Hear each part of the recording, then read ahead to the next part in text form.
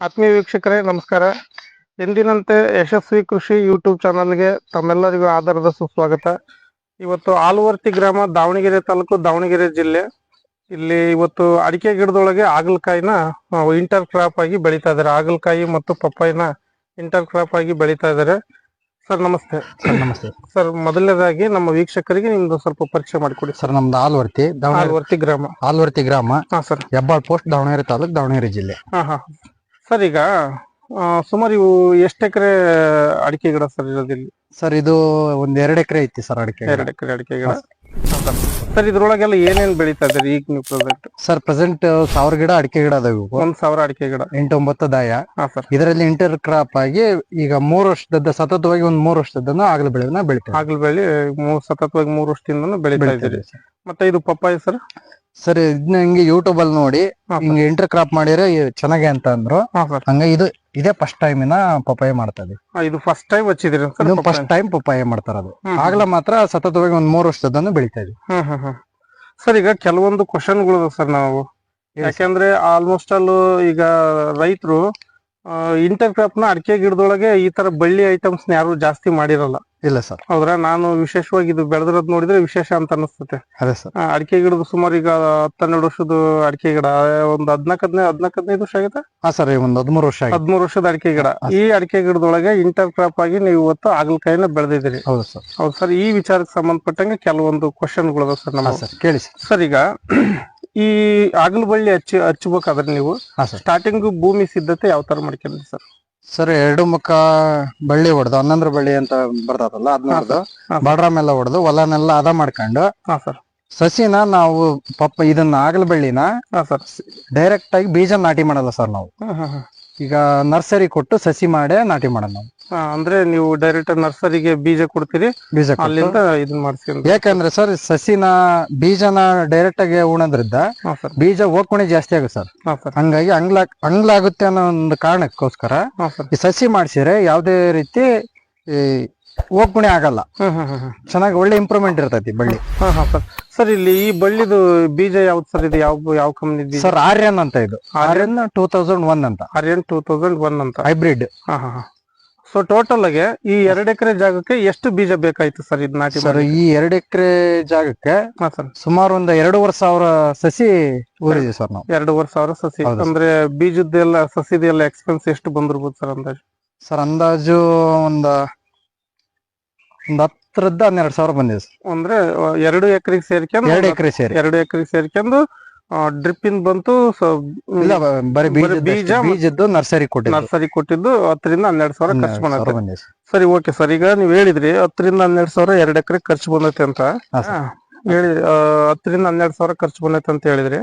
Starting ನೀವು ಸಸಿ ಹಚ್ಚಿದ್ಮೇಲೆ starting ಮೊದಲನೇದಾಗಿ ಮುಂಜಾಗ್ರತೆ ಕ್ರಮಗಳು ಅಂತ ಏನೇನ್ ಮಾಡ್ತೀರಿ? ಯಾವ್ಯಾವ ತರ ಗೊಬ್ಬರಗಳನ್ನ ಬಿಡ್ತದೆ ಸರ್ ನೀರು? ಸರ್, ಈಗ ಸಸಿದು ಬೀಜನ ನಾವು ನರ್ಸರಿ ಕೊಟ್ಟು 10-12 ದಿನಕ್ಕೆ ಸಸಿ ಬರುತ್ತೆ ಸರ್ ನಾಟಿ ಮಾಡ್ಲಿಕ್ಕೆ. ಸಸಿ ನಾಟಿ ಮಾಡ್ಲಿಕ್ಕೆ ಎಲ್ಲ ಮೊದ್ಲೇ ಅಲ್ಲೇ ಒಂದ್ 10-12 ದಿನ ಮುಂಚೆನೆ ಹೊಲ ಎಲ್ಲ ರೆಡಿ ಮಾಡ್ಕೊಂಡು ಸಸಿ ಇನ್ನೇನ್ ತಂದ್ ಹಚ್ಚಿದ್ಮೇಲೆ ಅವಾಗ ಏನು ಟ್ರೀಟ್ಮೆಂಟ್ ಏನ್ ಇರಲ್ಲ. ಹಚ್ಚಿ ಒಂದು 4-5 ದಿನದ ಫಸ್ಟ್ ಡ್ರಿಪ್ ಗೊಬ್ಬರ ಅಂತ 1261 ಯೂಮಿಕ್ ಆಸಿಡ್ ಅನ್ನ ಕಳಿಸ್ತೀವಿ ಸರ್. ಯೂಮಿಕ್ ಆಸಿಡ್ 1261 ಡ್ರಿಪ್ ಗೊಬ್ಬರ ಫಸ್ಟ್ ಡೋಸ್. ಫಸ್ಟ್ ಅಪ್ಲೈನ್ ಅದನ್ನೇ ಮಾಡೋದು ನಾವು.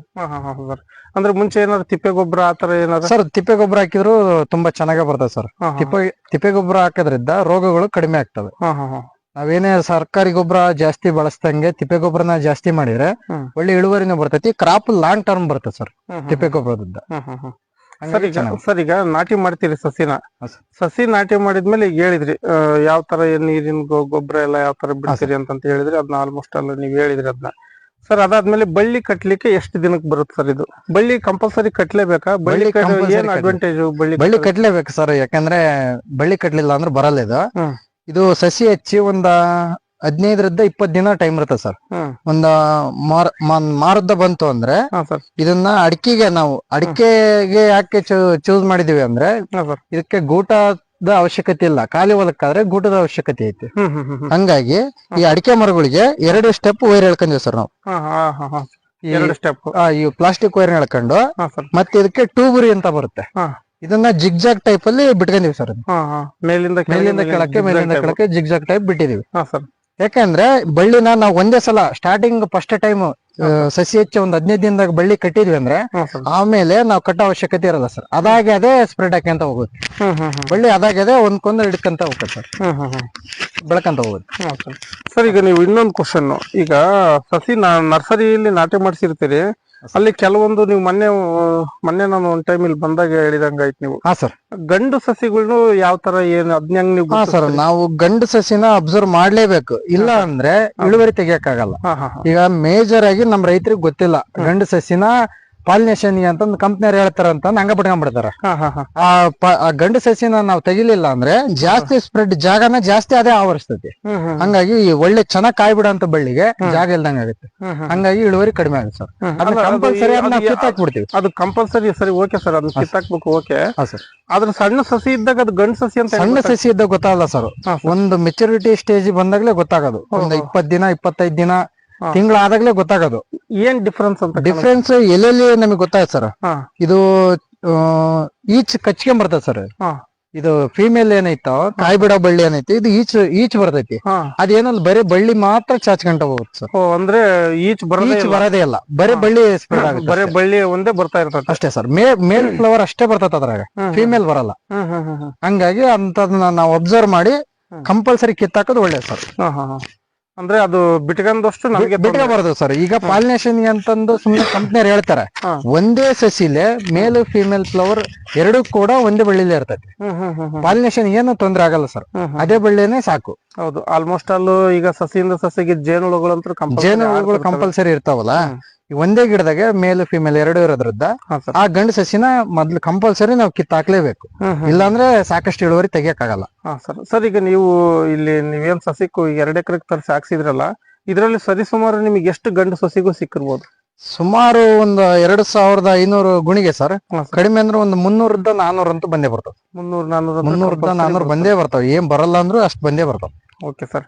ಸರ್, ಅದಾದ್ಮೇಲೆ ನೀವು ಸಸಿ ನಾಟಿ ಮಾಡಿಸಿದ್ರಿ, ಡ್ರಂಚಿಂಗ್ ಎಲ್ಲ ಬಿಟ್ರಿ, ಬಳ್ಳಿನೂ ಕಟ್ಸಿದ್ರಿ. ಸರ್, ಸ್ಟಾರ್ಟಿಂಗ್ ನಾಟಿ ಮಾಡಿದ ಎಷ್ಟನೇ ದಿನಕ್ಕೆ ಮೊದಲನೇ ಕಾಯಿ ಕಟಾವ್ ಬರುತ್ತೆ ಸರ್? ಸರ್, ಇದನ್ನ ಬಳ್ಳಿ ಸ್ಟಾರ್ಟಿಂಗ್ ಹಚ್ಚಿದ ನಂತರ ಸರಿಯಾಗಿ ಕರೆಕ್ಟ್ ಆಗಿ ನೀರಿಂದು ಯಾವುದೇ ಕೊರತೆ ಇಲ್ದಂಗೆ ಗೊಬ್ಬರನು ಕರೆಕ್ಟ್ ಆಗಿ ಮೇಂಟೈನ್ ಮಾಡಿದ್ದೆ ಆದ್ರೆ ಸರ್ ಎಷ್ಟು ಅಂದ್ರೆ ಒಂದು 60-65 ದಿನಕ್ಕೆ ಫಸ್ಟ್ನೇ ಕಟಾವ್ ಬರ್ತದೆ ನೋಡಿ, 2 ತಿಂಗಳು.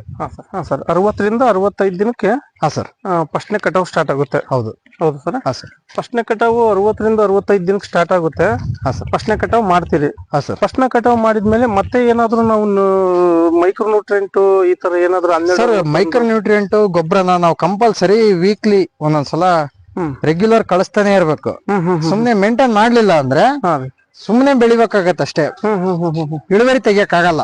ಸುಮ್ನೆ ನಾವು ಮಾಡಿದ್ವಿ ಹಂಗ ಬಿಟ್ವಿ ಅಂದ್ರೆ ಇಳುವರಿ ಬರಲ್ಲ. ಅದು ನಾವ್ ಅದನ್ನ ರೆಗ್ಯುಲರ್ ಮೇಂಟೈನ್ ಮಾಡ್ಲೇಬೇಕು. 8-10 ದಿನಕ್ಕೊಂದ್ಸಲ ರಿಪಿಟೇಷನ್ ಒಂದು ಸ್ಪ್ರೇ ಯಾವ್ದಾರು ಔಷಧಿ ಹೊಡಿತಿರೋದು, ಒಂದ್ ಇನ್ಸೆಕ್ಟಿಸೈಡ್ ಆಗ್ಲಿ ಫಂಗಿಸೈಡ್ ಆಗ್ಲಿ. ಈಗ ರೋಗ ನೋಡ್ಕೊಂಡು ನಾವು ಏನ್ ಬೇಕು, ಏನ್ ಅವಶ್ಯಕತೆ ಐತ್ ಬೆಳ್ಳಿಗೆ. ಈಗ ಈಚುಗಳು ಕೆಲವು ಡ್ರಾಪ್ ಆಗ್ತವೆ, ಅವಾಗ ಏನ್ ಮಾಡ್ಬೇಕು ಅಂದ್ರೆ ಇದಕ್ಕೆ ಏನ್ ಕೊರತೆ ಆಗೈತಿ, ಮೈಕ್ರೋ ನ್ಯೂಟ್ರಿಯೆಂಟ್ ಕೊರತೆ ಆಯ್ತು ಅಂದ್ರೆ ನಾವು ಈಚು ಡ್ರಾಪ್ ಹಾಕವ. ಹಂಗಾಗಿ ಅಂತ ಟೈಮ್ ನ ನೋಡ್ಕೊಂಡು ನಮ್ಗೆ ಗಿಡಕ್ಕೆ ಸಸಿಗೆ ಏನೇನ್ ಬೇಕು ನೋಡ್ಕೊಂಡು ಕೊಡ್ಬೇಕು ಸರ್. ಹಂಗಾದ್ರೆ ಇಳುವರಿ ತೆಗಿಯಕ್ ಸಾಧ್ಯ. ಅಂದ್ರೆ ಈಚುಗಳು ಏನಾದ್ರು ಸ್ವಲ್ಪ ಹಳದಿ ಕಲರ್ ಆಗ್ತಾ ಇದ್ರಲ್ಲ, ನೀವು ಆ ಟೈಮಲ್ಲಿ ಯಾವ ಒಂದು ಗೊಬ್ಬರ? ಚಿಲೇಟೆಡ್ ಮೈಕ್ರೋನ್ಯೂಟ್ರಿಯೆಂಟ್ ಬರ್ತೈತಿ. ಚಿಲೇಟೆಡ್ ಮೈಕ್ರೋನ್ಯೂಟ್ರಿಯೆಂಟ್ ಔಷಧಿ ಅಂಗಡಿಯಲ್ಲಿ ಕೇಳಿದ್ರೆ ಕೊಡ್ತಾರೆ. ಯಾವ್ದಾರ ಆಗ್ಲಿ, ಈಗ NPK ಜೊತೆ ಈ 1261 13-045 ಆ NPK ಜೊತೆ ಮೈಕ್ರೋನ್ಯೂಟ್ರಿಯೆಂಟ್ ಕಂಪಲ್ಸರಿ ಜೊತೆ ಕಳಿಸ್ಲೇಬೇಕು. ಎಷ್ಟು ದಿನಕ್ಕೊಮ್ಮೆ? ಒಂದ್ 8-10 ದಿನಕ್ಕೊಂದ್ಸಲ. ಒಂದು ಮ್ಯಾಕ್ಸಿಮಮ್ ಡೇ ಅಂದ್ರೆ ಒಂದು 10 ದಿನ. 8-10 ದಿನ. 8 ದಿನ ಅಂತ ಫಿಕ್ಸ್ ಮಾಡ್ಬೋದು. ಹೌದು ಸರ್, 8 ದಿನ. ಪ್ರತಿ 8 ದಿನಕ್ಕೊಮ್ಮೆ. ಫ್ಲವರಿಂಗ್ ಸ್ಟಾರ್ಟ್ ಆಯ್ತು ಅಂದ್ರೆ 10 ದಿನಕ್ಕೊಮ್ಮೆ, 8 ದಿನಕ್ಕೊಮ್ಮೆ. ನಾವ್ ಹೆಂಗ ಕಾಯಿ ಸುಮ್ನೆ ಹಾರ್ವೆಸ್ಟಿಂಗ್ ಮಾಡ್ತಾನೆ ಇರ್ತೀವ, ಹಂಗೆ ರೆಗ್ಯುಲರ್ ಕಳಿಸ್ತಾ ಇದ್ರೆ ಯಾವ್ದೇ ರೀತಿ ಗ್ಯಾಪ್ ಆಗದಂಗೆ ಇಳುವರಿನೂ ಕಂಟಿನ್ಯೂ ರೆಗ್ಯುಲರ್ ಸುಮ್ ಬರ್ತಾನೆ ಇರ್ತೈತಿ 3 ತಿಂಗಳ ತನಕ. ಇಲ್ಲ ನಾವು ಗ್ಯಾಪ್ ಮಾಡಿದ್ವಿ ಅಂದ್ರೆ ರೆಗ್ಯುಲರ್ ಬರಲ್ಲ ಬೆಳೆ. ಸರ್, ಈಗ ಅದಾದ್ಮೇಲೆ 60-65 ದಿನಕ್ಕೆ ಫಸ್ಟ್ನೇ ಕಟಾವ್ ಮಾಡ್ತೀರಿ. ಕಾಯಿ ಸ್ಟಾರ್ಟ್ ಆದ್ಮೇಲೆ ಎಷ್ಟು ದಿನಕ್ಕೊಮ್ಮೆ ಕಾಯಿ ಹರಿಯಕ್ ಸ್ಟಾರ್ಟ್ ಆಗುತ್ತೆ ಸರ್ ಇದು? ಸರ್, ಇದು ನೀರು ಚೆನ್ನಾಗಿತ್ತು, ಎಲ್ಲ ಕರೆಕ್ಟ್ ಆಗಿತ್ತು ಅಂದ್ರೆ ಸ್ಟಾರ್ಟಿಂಗ್ ಅಲ್ಲಿ ಬೇಗ ಬರುತ್ತೆ ಸರ್. ಒಂದು 4-5 ದಿನಕ್ಕೊಂದ್ಸಲ ಕಟಾವ್ ಬರ್ತೈತಿ. 4-5 ದಿನಕ್ಕೊಮ್ಮೆ. ಆಮೇಲೆ ಬರ್ತಾ ಕಾಯಿ ಸೈಜ್ ಕಡಿಮೆ ಆಗುತ್ತೆ. 2-3 ಕಟಾವ್ ಆದ್ಮೇಲೆ, 2-3 ಸಲ ಕಟ್ಟಿಂಗ್ ಆದ್ಮೇಲೆ ಆಮೇಲೆ ಒಂದು 6-7 ದಿನ. 6-7 ದಿನ ಮ್ಯಾಕ್ಸಿಮಮ್ ಲಾಸ್ಟ್. ಅಂದ್ರೆ ಎಷ್ಟು ಕಟಾವ್ ಒರೆಸ್ಕೋಬಹುದು ಸರ್ ಇದು?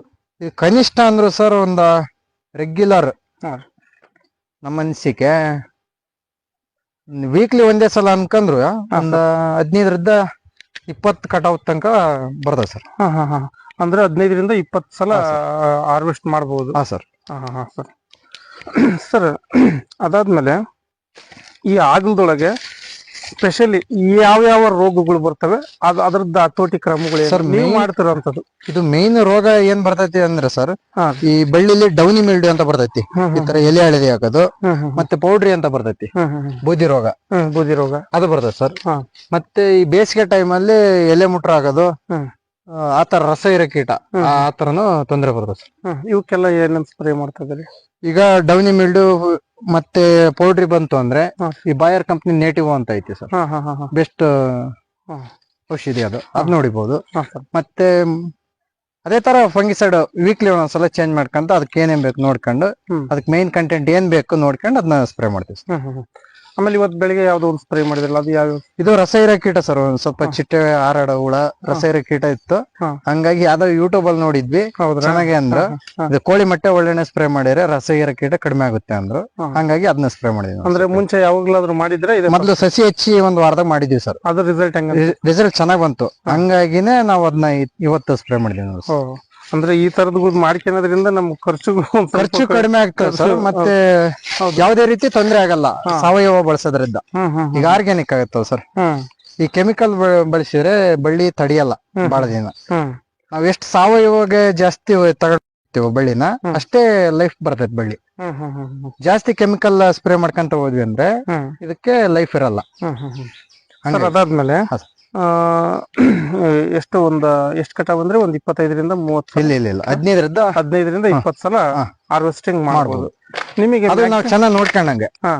ಈಗ ಮ್ಯಾಕ್ಸಿಮಮ್ ಅಂದ್ರೆ ಏನ್ ರೇಟ್ ಸಿಕ್ಕರೆ ನಿಮಗೆ ಇದೆಲ್ಲ ಎಕ್ಸ್ಪೆನ್ಸ್ ವರ್ತ್ ಆಗುತ್ತೆ ಸರ್? ಸರ್ ಮಿನಿಮಮ್ ಅಂದ್ರು ಒಂದ 20-25 ಇದ್ರೆ, ಕನಿಷ್ಠ ಕಡಿಮೆ ಅಂದ್ರು ಅಷ್ಟೇ ಇದ್ರೆ ವರ್ಕೌಟ್ ಆಗುತ್ತೆ. ಈಗ ನಿನ್ನೆ ನೀವು ಸ್ವಲ್ಪ ಕಾಯಿ ಹಾರ್ವೆಸ್ಟ್ ಮಾಡಿದ್ರಲ್ಲ, ಅದಕ್ಕೆಲ್ಲ ಏನ್ ರೇಟ್ ಸಿಕ್ತು ಸರ್? ಅದಕ್ಕೆ ನಿನ್ನೆ 32 ರೂಪಾಯಿ ಆಯ್ತು ಸರ್. 32? ಎಲ್ಲಿ ಕಳ್ಸಿದ್ರಿ? Davangere market sir. ದಾವಣಗೆರೆ. 32 ಅಂದ್ರೆ ಒಟ್ಟು ನೀವು ಟೋಟಲ್ ಎಷ್ಟು ಹರಿದ್ರಿ ಸರ್? ಎಷ್ಟು ಸರ್? ನಿನ್ನೆ ಒಂದ್ 470 ಕೆಜಿ ಸಿಕ್ಕಿತ್ತು. 3ನೇ ಕಟಾವು. ಸರಿ, 470 ಕೆಜಿ. 70 ಕೆಜಿ ಒಟ್ಟು. ಅದು ಫಸ್ಟ್ನೇ ಕಟಾವ್? ಅದು ಇಲ್ಲ, ಮೂರನೇ ಕಟಾವ್. ಸರ್. 3ನೇ ಕಟಾವಿಗೆ 470 ಕೆಜಿ. ಫಸ್ಟ್ನೇ ಕಟಾವ್ ಎಷ್ಟು ಬಂದ? ಫಸ್ಟ್ನೇ ಕಟಾವ್ ಬರೀ ಒಂದ್ 70 ಕೆಜಿ ಬಂದಿದೆ ಸರ್. ಫಸ್ಟ್ನೇ ಕಟಾವ್ ಕಡಿಮೆ ಬಂದತ್ತೆ. ಅಂದ್ರೆ ಇನ್ನು ಬರ್ತಾ ರೈಸ್ ಹಾಕ್ಯಂತ ಹೋಗುತ್ತಾ? ಅಂದ್ರೆ ಇನ್ನು ಒಂದ ಈಗೇನು 3ನೇ ಕಟಾವ್ ಆದ್ಮೇಲೆ ಇನ್ನು 1.5 ತಿಂಗಳು ರೈಸ್ ಅಲ್ಲಿ ಇರ್ತದೆ ಸರ್. ಆಮೇಲೆ ಲಾಸ್ಟ್ ಒಂದ್ 15 ದಿನ 20 ದಿನ ಇದ್ದಾಗ ಬಳ್ಳಿ ಡೌನ್ ಆಗಿರ್ತತಲ್ಲ, ಅವಾಗ ಮೀಡಿಯಂ ಇರ್ತೈತೆ. ಒಟ್ಟು ಇನ್ಮೇಲೆ ರೈಸ್ ಸರ್. 1.5 ತಿಂಗಳು ಫುಲ್ ರೈಸ್ ಇರೋದು. ಇನ್ಮೇಲಿಂದಾನೆ ಒಟ್ಟು ರೈಸ್ ಆಗದೆ ಇನ್ಮೇಲಿದ್ದ. ಮಾರ್ಕೆಟಿಂಗ್ ಏನಾರ ಇದು ಸ್ವಲ್ಪ ನಿಮ್ಗೆ ಏನಾರ ವಜೆ ಅನ್ಸೈತಾ ಏನ? ಇಲ್ಲಿ ದಾವಣಗೆರೆ ಹತ್ರ ಕಳ್ಸೋದ್ರಿಂದ ಏನಾರ? ದಾವಣಗೆರೆ ಮಾರ್ಕೆಟ್ ಏನ್ ತೊಂದ್ರೆ ಇಲ್ಲ ಸರ್ ನಮಗೆ, ಎಲ್ಲ ಚೆನ್ನಾಗೈತಿ. ಈಗ ಕೆಲವೊಂದ್ ಟೈಮ್ ರೇಟ್ ಕಡಿಮೆ ಆಯ್ತು ಅಂದ್ರೆ, ಹೊರಗಡೆ ಇದ್ದ ಬೇರೆ ಕಡೆ ಇದ್ದ ತರಿಸಿದ್ರು ಅಂದ್ರೆ, ಆ ಟೈಮ್ ಅಲ್ಲಿ ನಮ್ ಕಾಯಿಗೆ ಒಂದ್ ಸ್ವಲ್ಪ ಡಿಮ್ಯಾಂಡ್ ಕಡಿಮೆ ಆಗುತ್ತೆ. ಈ ಹರಪನಹಳ್ಳಿ ಸೈಡ್ ಎಲ್ಲ ಈ ಮುಂಗಾರು ಹನಿ ಸ್ಟಾರ್ಟ್ ಆಯ್ತು ಅಂದ್ರೆ, ಈಗ ಸಾಕಷ್ಟು ಜನ ಮಾಡ್ತಾರ ಅದನ್ನ ಆಗ್ಲ ಬಳ್ಳಿನ. ಆ ಕಡೆ ಆ ಸೈಡ್ ನಿಂಗಾಪುರ, ಹರಪನಹಳ್ಳಿ ಸೈಡ್ ಎಲ್ಲ ಜಾಸ್ತಿ ಮಾಡ್ತಾರ. ಆ ಟೈಮ್ ಅಲ್ಲಿ ನಮ್ದು ಸ್ಟಾರ್ಟ್ ಆಯ್ತು ಅಂದ್ರೆ, ಹಿಂದಿನ ವರ್ಷ ನಾವು ಆ ಟೈಮ್ ಅಲ್ಲಿ ಮಾಡಿದ್ವಿ, ಬರೀ 8 ರೂಪಾಯಿ ಇದ್ದನು ಮಾರಿದ್ವಿ. ವರ್ಕೌಟ್ ಆಯ್ತು ಅದು 8 ರೂಪಾಯಿ ಅಂದ್ರೆ ಅದೇ ರೇಟೇ ಇರ್ಲಿಲ್ಲ ಸರ್. ಒಂದ್ 15 ದಿನ 20 ದಿನ ನಮ್ದು ಕಾಯಿ ರೈಸ್ ಆಗೋ ಟೈಮ್ಗೆ ಮತ್ತೆ ರೇಟ್ ಜಂಪ್ ಆಗುತ್ತೆ. ಯಾಕಂದ್ರೆ ಲಾಂಗ್ ಟೈಮ್ ಇರ್ತತಲ್ಲ ಕ್ರಾಪ್. ಹಂಗಾಗಿ ಒಂದ್ ತಿಂಗಳ ರೇಟ್ ಕಡಿಮೆ ಆದ್ರೂ ಕೂಡ ನೆಕ್ಸ್ಟ್ ಮಂತ್ ಅಲ್ಲಿ ನಮಗೆ ದುಡ್ಡು ಆಗೇ ಆಗುತ್ತೆ ಸರ್. ಸರ್, ಈಗ ಆಲ್ಮೋಸ್ಟ್ ಆಲ್ ನಾವೀಗ ನಿಮ್ಮ ಈ ಆಗಲು ಬೆಳೆದ ಸಂಪೂರ್ಣ ಮಾಹಿತಿನ ಸ್ವಲ್ಪ ಹಂಚ್ಕೊಂಡಿದ್ರಿ. ಯಾರಾದ್ರೂ ಅಡಿಕೆ ಗಿಡದೊಳಗೆ ಈ ತರ ಆಗ್ಲ ಬೆಳಿಬೇಕು ಅಂದ್ರೆ ಅವ್ರಿಗೆ ನೀವೇನಾದ್ರೂ ಒಂದು ಸಜೆಸ್ಟ್ ಏನಾದ್ರು ಹೇಳ್ತೀರಾ? ಸರ್, ಆರಾಮ ಬೆಳಿಬಹುದು. ಮೇನ್ ಏನಪ್ಪಾ ಅಂದ್ರೆ ಅವ್ರಿಗೆ ಮಾಡಂತ ಇಂಟ್ರೆಸ್ಟ್ ಇರ್ಬೇಕು ಸರ್. ಆಸಕ್ತಿ ಇರೋಂತರ ಆದ್ರೆ ಮಾತ್ರ ಸಾಧ್ಯ. ಸುಮ್ನೆ ಎಲ್ರ ತರ ನಾವು ಹಾಕಿದ್ವಿ ಬಿಟ್ವಿ ಅಂದ್ರೆಲ್ಲ ಬರಲ್ಲ ಸರ್. ಆಸಕ್ತಿ ಇದ್ದ ನಾ ಮಾಡ್ಲೇಬೇಕು, ಏನಾರ ಒಂದು ಮಾಡ್ಲೇಬೇಕು, ಕಷ್ಟಪಟ್ಟಾಗ್ಲಿ ಏನಾರ ಕಷ್ಟಪಟ್ಟು ಮಾಡ್ಲೇಬೇಕು ಅಂತ ಅನ್ನಂತರಿ ಮಾತ್ರ ಸಾಧ್ಯ ಸರ್ ಇದು. ಸರ್, ಈಗ ಇಷ್ಟು ದೊಡ್ಡ ಅಡಿಕೆ ಗಿಡದೊಳಗೆ ನಾವೀಗ ಆಗ್ಲ ಹಾಕಿದೀವಿ, ಇದ್ರ ಬಗ್ಗೆ ಏನಾದ್ರು ಏನು ಸರ್? ಇಷ್ಟ ಅಡಿಕೆ ಗಿಡದಲ್ಲಿ ಅಂದ್ರೆ ಇಂತ ಬೇಸಿಗೆ ಟೈಮ್ ಅಲ್ಲಿ ಖಾಲಿ ಹೊಲಕ್ ಹಾಕಿರ್ ಬರೋದೇ ಇಲ್ಲ ಸರ್ ಇದು. ಒಂದ್ ಸ್ವಲ್ಪ ನೆಳ್ಳು ಈಗ ಒಂದ್ 60% ಶೇಡ್ ಐತಿ ಸರ್, ಒಂದ್ 30% ಬಿಸಿಲು ಇರೋದ್ರಿಂದ ಹಂಗಾಗಿ ನಮಗೆ ಇಲ್ಲಿ ಯಾವುದೇ ರೀತಿ ರೋಗದ ರಸ ಕೀಟದ್ದು ತ್ರಿಪ್ಸ್ ಹಾವಳಿ ಕಡಿಮೆ ಐತಿ ಇದರಲ್ಲಿ ನೆರಳಿರೋದ್ರಿಂದ. ಅದೇ ಖಾಲಿ ಹೊಲಕ್ ಮಾಡಿದ್ರೆ ಯಾವ್ದೇ ರೀತಿ ಈ ತರ ಯಾವ ಕಾರಣಕ್ಕೂ ಬರಲ್ಲ ಸರ್ ಬಳ್ಳಿ. ನೆರಳಿರೋದ್ರಿಂದಾನೇ ಬಳ್ಳಿ ಬಂದಿರೋದು ಒಂದ್ ಕಡೆ. ಹಂಗಾಗಿ ಕಂಪಲ್ಸರಿ ಬೇಸಿಗೆ ಟೈಮ್ ಅಲ್ಲಿ ಅಡಿಕೆ ಮಾಡೋದೇ ಸೂಟಬಲ್. ಅಂದ್ರೆ ಒಟ್ಟು ಅಡಿಕೆ ಈ ತರ ದೊಡ್ಡ ಅಡಿಕೆ ಗಿಡಗಳಿಗೆ ಮಾಡ್ಬೋದು ಸರ್, ಏನ್ ತೊಂದ್ರೆ ಇಲ್ಲ. ಪ್ರಾಫಿಟ್ ಸ್ವಲ್ಪ ಮೀಡಿಯಂ ಇಳುವರಿ ಬಂದ್ರು ಪರವಾಗಿಲ್ಲ. ನಾವು ಮಾಡೋ ಅಂತ ಫರ್ಟಿಲೈಸರ್ ಆಗ್ಲಿ ಪ್ರತಿಯೊಂದು ಸ್ಪ್ರೇ ಮಾಡಿರೋ ನಾವೇನ್ ಮಾಡೋ ತಾಕತ್ತು ಕೂಡ ಅಡಿಕೆಗೂ ತಗೊಳ್ಳೋದು ಸರ್ ಇದು. ಹಂಗಾಗಿ ಏನ್ ಸಮಸ್ಯೆ ಇಲ್ಲ ನಮ್ಗೆ. Okay sir. ಸರ್ ಇದು ಪಪ್ಪಾಯ ಹಾಕಿದಿರಲ್ಲ ಸರ್, ಇದ್ರ ಬಗ್ಗೆ ಏನಾದ್ರು ನಿಮಗೆ ಹಿಂದೆ ಮಾಹಿತಿ ಇತ್ತಾ? ಹಿಂದೆ ಏನು ಮಾಹಿತಿ ಇದೇ ಫಸ್ಟ್ ಟೈಮ್ ಸರ್. ನಾವು ಇದ್ರ ಬಗ್ಗೆ ಅಷ್ಟು ಮಾಹಿತಿ ಇದ್ರ ಬಗ್ಗೆ ಏನ್ ಮಾಹಿತಿ ಇಲ್ಲ. ಅದ್ರಲ್ಲಿ ಇಲ್ಲಿ 9 ಪಟದಲ್ಲಿ ಹಾಕಿರೋದ್ರಿಂದ ಒಂದ್ ಸ್ವಲ್ಪ ಬಿಸಿಲು ಜಾಸ್ತಿ ಬೀಳ್ತೈತಿ ಅಂದು ನಾವಿನ್ನು ಇದು ಫಸ್ಟ್ ಟೈಮ್ ಹಾಕಿದೀವಿ ಸರ್. ನೋಡ್ಬೇಕಿನ್ನು ಹೆಂಗ್ ಬರುತ್ತೆ ಏನೋ ಅದ್ರ ಬಗ್ಗೆ ಮಾಹಿತಿ ಇಲ್ಲ. Okay sir. ಈಗ ಆಗ್ಲು ಬಳ್ಳಿದು ಸ್ವಲ್ಪ ಬೆಳೆಯ ಮಾಹಿತಿನ ಇಷ್ಟ ತನಕ ನಮ್ಮ ವೀಕ್ಷಕರಿಗೆ ತಿಳಿಸಿದ್ಕೆ ಧನ್ಯವಾದಗಳು ಸರ್. Thank you.